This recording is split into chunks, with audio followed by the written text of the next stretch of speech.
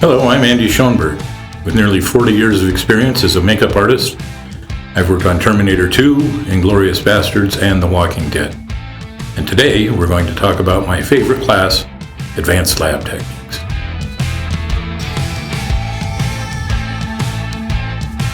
The objective of ALT is for students to create a realistic severed head of themselves made from silicone.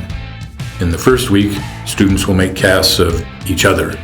The process will produce a perfect 3D impression of their likeness.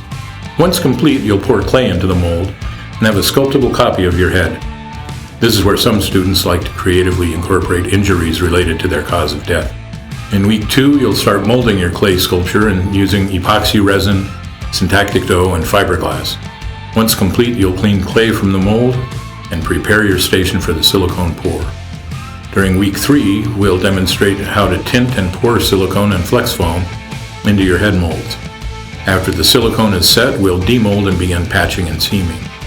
The rest of the week will be spent painting your head by making silicone paint to achieve a realistic look using both an airbrush and hand-painted techniques.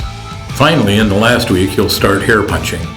Eyebrows, eyelashes, hairlines, and sideburns will all be inserted one hair at a time. When you're not punching, you'll be painting and placing your eyes and teeth into the head. If you're interested in working in a lab, this class is essential.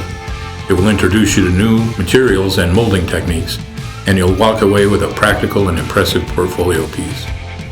As the Chief Academic Officer of Cinema Makeup School, I'm looking forward to seeing you in the classroom.